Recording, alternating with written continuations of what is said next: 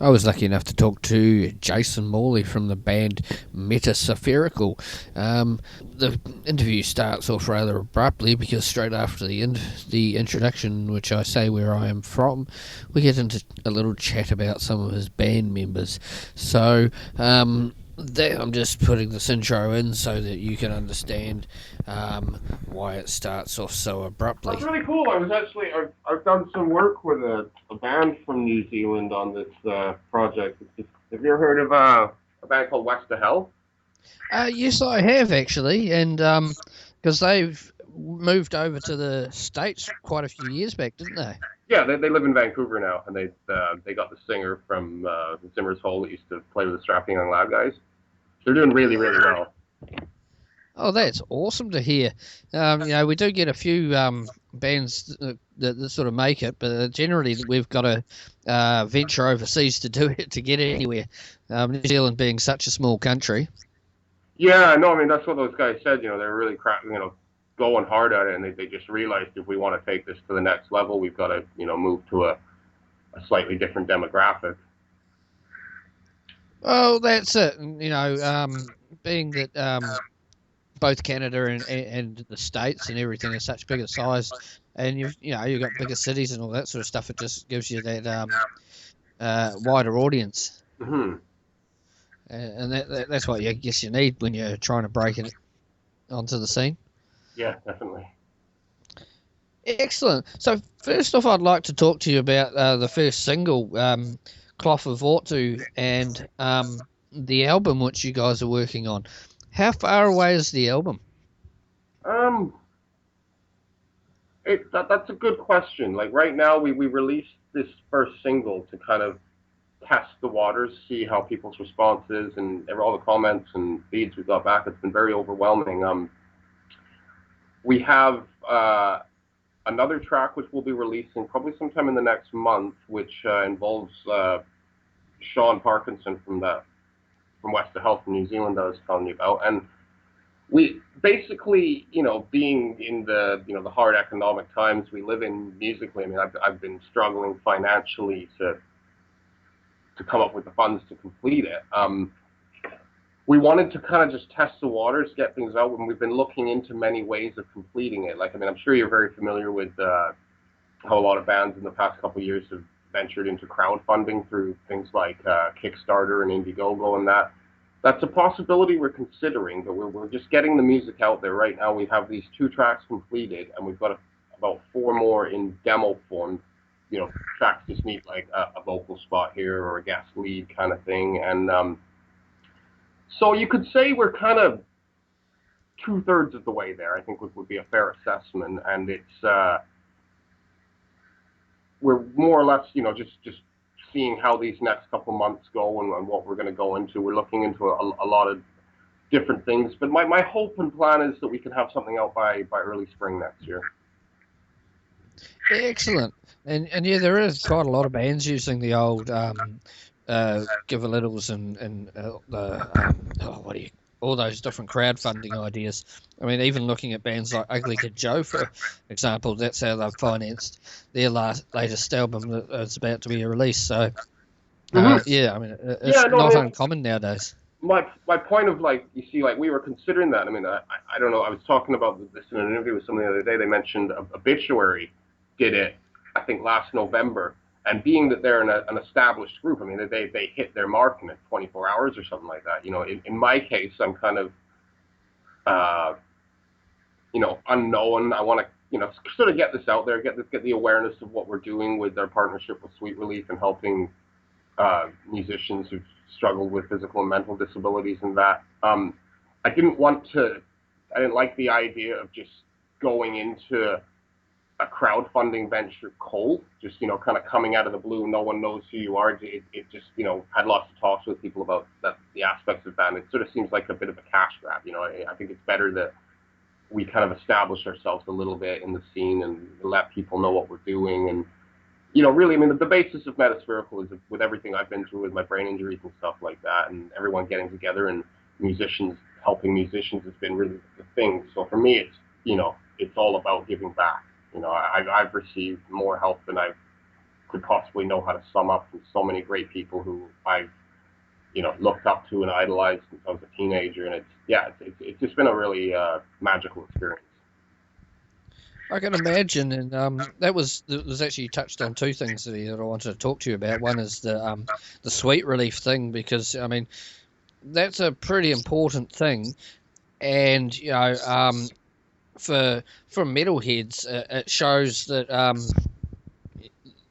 a softer side, if you know what I mean, and hopefully you're going to get a lot of support for that, because I think that most metalheads do have a heart. Absolutely, I know it's a funny thing. I'm in the bigger essence of like pop culture, and you look at metal music, it sort of has a bad rep in a way. People have this stereotype of metalheads, kind of being like dark demonic people who drink a lot and do drugs, but it's the exact opposite. If you really get to know a lot of people in metal, it's just like they're the kindest hearted people you'd ever meet, just absolute teddy bears. Like it's sort of like I was reading an interview with Eric Rutan from Hate Eternal the other day, and he was really summing up how, the music that he writes and puts out is really a way of him getting all of that negativity out of his system, and putting it into the world and making something positive of it. And I really resonate with that. Oh, yeah, that's really interesting. And I think from my own experiences of talking to quite a few metalheads and metal artists, I find exactly the same thing, where they talk about how it's a release, and it's getting that negativity out and turning it into something positive. Yeah. And that's a good thing. So could you tell us a little bit more about Sweet Relief, please? Uh, yeah, so I'll give you a sort of brief rundown history. Sweet Relief was started about 20 years ago by I forget her name, by a girl that was really up and coming in the United States in the folk circle. I know she was on a tour opening for Neil Young, and she was struck down with I believe it was multiple sclerosis, and a large group of musicians came together to support her, and they put together a compilation album. I know Pearl Jam was on it, Neil Young, a few other bigger artists, and they raised, I think, around a couple $1 million, and which well over surpassed the expenses she needed. And from that, the idea came about to start Sweet Relief, and now it's just grown into this incredible thing where they're throwing on benefit concerts all the time. A lot of high profile artists from all genres of music have become involved. And I mean, when I heard about it, I was just like, wow, this is incredible. And it just instantly dawned on me, like, I need to partner with these guys. It makes so much sense with my story of everything I've been through with my brain injuries and stuff, and the help I've received. Going back to what I was saying before, how it's just like, for me personally, this project has really just been about musicians helping musicians and giving back on a bigger level to the metal community. So, seeing the great work that they've done and are continuing to do, I thought, yeah, this is awesome. I really want to be a part of this, help them, help the metal community. Well, that's it, and I think it helps the worldwide community as well, and that's the beauty of it, is it's supporting people that don't necessarily have that support normally. Yeah.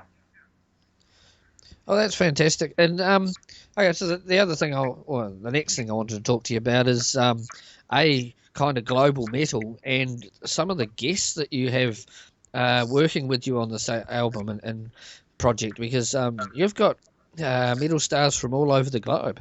Yeah, it's incredible how it's come together. I mean, like I've told the story a few times about like how this first track came together, and it it wasn't really something that I planned at all. It just, after working on this for quite some time, it just dawned on me. It's like, wow, this is incredible how, sort of through the age of social media and things, how everyone is so interconnected. And like, I've had I've had guitarists from India and China and different places like that just randomly contact me even before I started this and just be like, hey man, that's really cool. We should work on something. And it kind of dawned on me, wow, I started, different people got involved. And then after guess a year or so of in the development, I was just like, wow, this is really really incredible. It's turned into something global, and yeah, I mean, there's a lot of really great high profile musicians on here, but I mean, that's not really to me. That's essentially I've really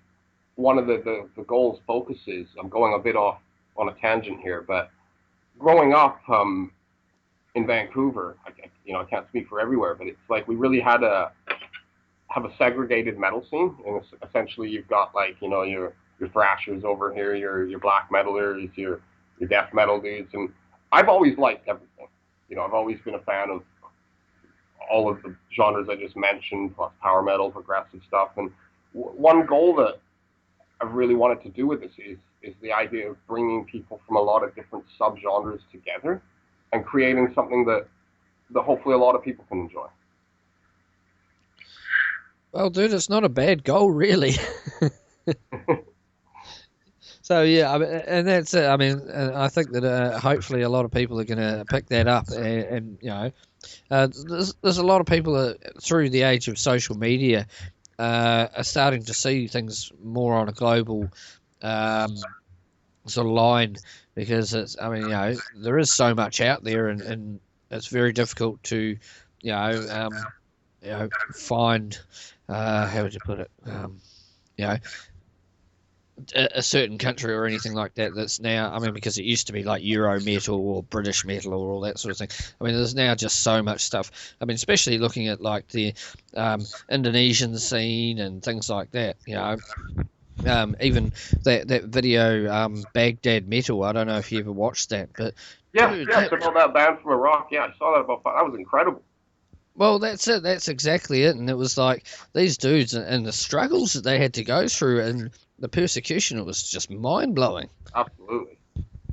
Yeah, I mean, and that's it. We're now on a completely different level, which is absolutely amazing. And I guess that opens up the opportunities for people like yourself to be able to do these projects.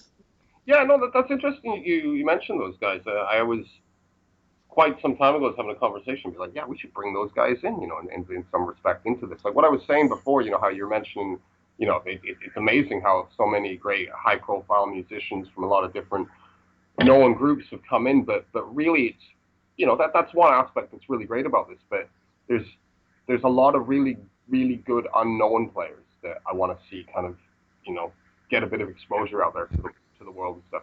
This project is um, like I said, that's part of it, sort of the whole high profile thing. But to me, it's more also about a lot of just musicians from all different continents of the globe coming together and expressing their aspect of their subgenre of metal, and sort of bringing it in together as a one. And yeah, I mean, like we're in the with the infant stages of things, I like to think, and the plan is to really get a lot more people involved from a lot of other countries, different subgenres, and just keep growing it into something bigger where essentially we can give back through the spirit of heavy metal. Well, dude, I mean, you're doing an absolutely amazing thing, and raising the awareness of other musicians, like you say, that are relatively unknown. But it's also the things like Sweet Relief, and that, raising the awareness of musicians with disabilities, and who have had brain injuries and things like that. So dude, the heart and goal behind this project is absolutely amazing. So Thank full you. kudos to you. Thank you. Appreciate that. Excellent. So although you guys haven't got a hell of a lot of material yet at this point, is there any prospect of shows at any time? Yeah, I've been in talks with quite a number of musicians involved at this time, and we've been looking into the possibility of doing some sort of showcase. I mean, obviously, I mean, right now there's about 25 different musicians signed on. It would be near impossible to fit. Looking at getting a good core group of the people together and banging off some of the material. Depending who's there, maybe playing some covers of some of the other bands and just doing that. But in terms of more long-term goals of touring, I would really like to get a group on the road just say 4 or 5 solid musicians, maybe guys who are involved. Like I said, it would be near impossible to have everybody there, but we're looking into the possibility of hopefully hitting up a bit of the festival circuit next year. Some different opening spots. Everything's kind of in the hearsay right now in discussions. There's nothing I can comment that's confirmed for Yeah. sure. But really, there's a lot of exciting things in the works, and I'm again, just very excited to bring this to the people and give back in any way I can, and contribute to the metal community. Oh well, I definitely hope it's a great success for you because, like I say, the goal behind it and the awareness that you can raise for people is something that probably it needs to happen, and I really do hope that the metal community gets behind you because, yeah, I mean, once again, I mean, it is a great thing that you're doing.